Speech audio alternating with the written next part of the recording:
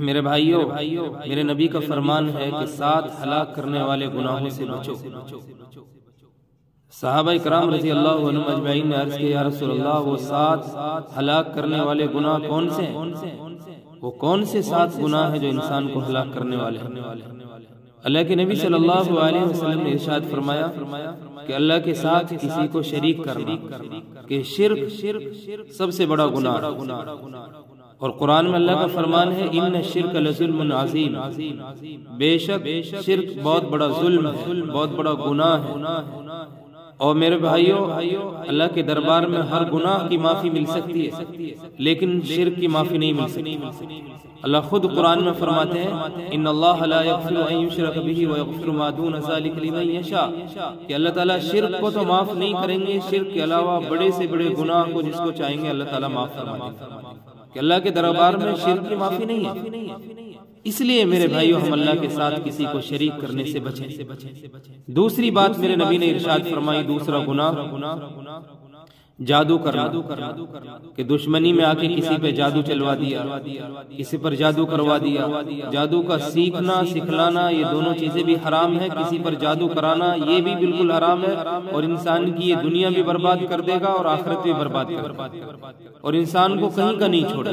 اس لیے اس سے بھی ہم بچیں، کسی پر جادو نہ کرائیں اور نہ ہم جادو سیکھیں، کیونکہ اس کا سیکھنا بھی حرام، سکھانا بھی حرام۔ اور تیسری چیز میرے نبی صلی اللہ علیہ وسلم نے تیسرا گناہ فرمایا، ارشاد فرمایا کہ کسی کو ناحق قتل کرنا۔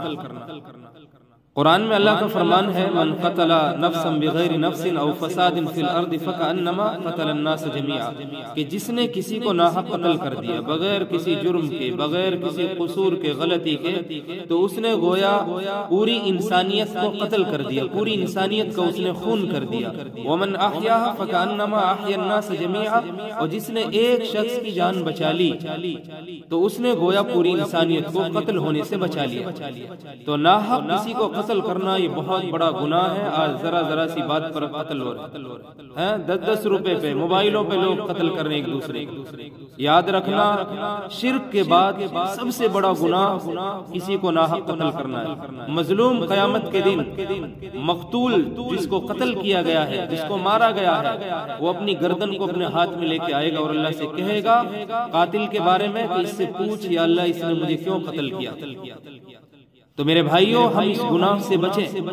ناحق قتل کرنا یہ بہت بڑا گناہ ہے۔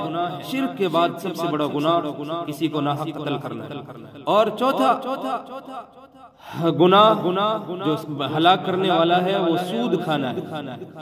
اور سود کی حرمت قرآن میں بہت ساری جگہ آئی۔ قرآن میں ایک جگہ اللہ کا فرمان ہے وَأَحَلَّ اللَّهُ الْبَيْعَ وَحَرَّمَ الرِّبَا، کہ اللہ تعالیٰ خرید و فروخت کو، اللہ تعالیٰ نے خرید و فروخت کو جائز قرار دیا، حلال قرار دیا ہے، اور سود کو حرام قرار دیا ہے۔ اور دوسری جگہ اللہ کا فرمان ہے يَمْحَقُ اللَّهُ الرِّبَا وَيُرْبِي الصَّدَقَاتِ، اللہ تعالیٰ صدقات کو بڑھاتا ہے، سود کو مٹاتا ہے۔ اور آگے اللہ تعالیٰ نے اسی جگہ اسی پارے میں آگے ارشاد فرمایا یا ایھا الذین آمنوا اتقوا اللہ وذروا ما بقی من الربا ان کنتم مؤمنین فإن لم تفعلوا فأذنوا بحرب من اللہ ورسولہ، اے ایمان والو، اے ایمان والو، یا ایھا الذین آمنوا اتقوا اللہ، اللہ سے ڈرو، وذروا ما بقی من الربا، اور جو سود میں سے، بیاج میں سے، انٹرسٹ میں سے کچھ بھی کہہ لو باقی رہ گیا اس کو چھوڑ دو، اس کو اب حاصل نہ کرو، اس کو اب طلب نہ کرو، اس کو چھوڑ دو جو سود تمہارا رہ گیا لوگوں کے اوپر۔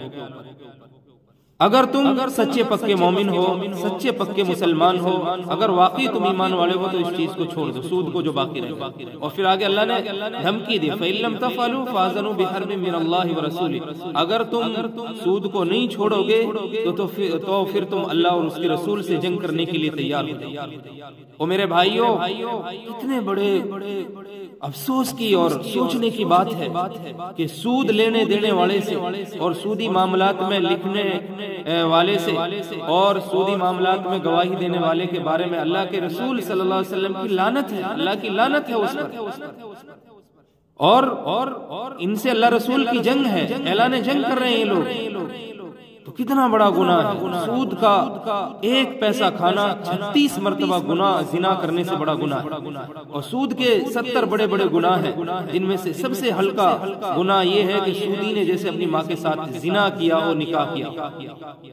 تو ہم اس گناہ سے بچیں اللہ کے لیے، ورنہ یاد رکھنا ہماری دنیا بھی برباد ہو جائے گی اور آخرت بھی برباد ہو جائے گی۔ اور پانچواں گناہ جو ہلاک کرنے والا ہے وہ یتیم کا مال کھانا۔ یتیم اس کو کہتے ہیں کہ جس کا باپ مر جائے بالغ ہونے سے پہلے، چاہے وہ لڑکی ہے چاہے لڑکا ہے، ماں مر جائے بالغ ہونے سے پہلے وہ یتیم نہیں ہے۔ جس کا باپ مر جائے بالغ ہونے سے پہلے، چاہے وہ لڑکی ہے چاہے لڑکا ہے، تو وہ یتیم ہے۔ اور اس کا مال کھانا یہ انسان کو ہلاک کر دے گا، دنیا میں بھی آخرت میں بھی۔ اور اللہ نے قرآن میں سورہ نساء کے اندر ارشاد فرمایا، ان الذین یاکلون اموال الیتامی ظلما، کہ جو لوگ یتیموں کا مال کھاتے ہیں وہ گویا کہ اپنے پیٹوں میں آگ داخل کر رہے ہیں، آگ کو کھا رہے ہیں جو یتیم کا مال کھا رہے ہیں۔ تو اس لیے میرے بھائیو، اگر کوئی یتیم ہے تو ہم اس کے مال کو نہ ہڑپیں، اس کے مال کو نہ کھائیں۔ اور چھٹا گناہ جو انسان کو ہلاک کرنے والا ہے وہ یہ ہے کہ کفار سے جنگ کے دوران، کہ کفار سے لڑائی ہو رہی ہو، جنگ ہو رہی ہو، تو اس دوران آدمی میدان چھوڑ کے بھاگ جائے، دوسرے ساتھی لڑتے رہے اور وہ میدان چھوڑ کے بھاگ جائے، یہ انسان کو ہلاک کرنے والا گناہ ہے۔ تو اس طرح کا گناہ ہمیں نہیں کرنا ہے، ہمیں اس گناہ سے بچنا ہے کہ جہاں سب کی جان جائے گی ہماری بھی جان جائے گی، سب صحیح سلامت بچیں گے تو ہم بھی بچیں گے۔ اور شہادت تو مومن کے لیے بہت بڑی چیز ہے۔ صحابہ کرام رضی اللہ عنہم اجمعین تو شہید ہونے کے لیے آگے بڑھتے تھے، ان کو شوق ہوتا تھا اس چیز کا کہ ہم اللہ کے راستے میں جا کے شہید ہو جائیں۔ اور ساتواں گناہ جو انسان کو ہلاک کرنے والا ہے وہ ہے کہ مومن عورتوں پر، بھولی بھالی اور پاک دامن عورتوں پر تہمت لگانا، الزام لگانا، جھوٹے الزام لگانا، ان کی برائی کرنا۔ تو یہ ایسے گناہ ہیں جو انسان کو ہلاک کرنے والے ہیں۔ اللہ کے لیے ہم ان گناہوں سے بچیں، ورنہ ہماری آخرت بھی برباد ہو جائے گی اور دنیا بھی برباد ہو جائے گی، نہ ہم آخرت کے رہیں گے نہ دنیا کے رہیں گے۔ یہ 7 گناہ میں نے گنائے ہیں کہ ہمیں ان سے اپنے آپ کو بچانا ہے اگر ہمیں دنیا آخرت میں کامیاب ہونا ہے۔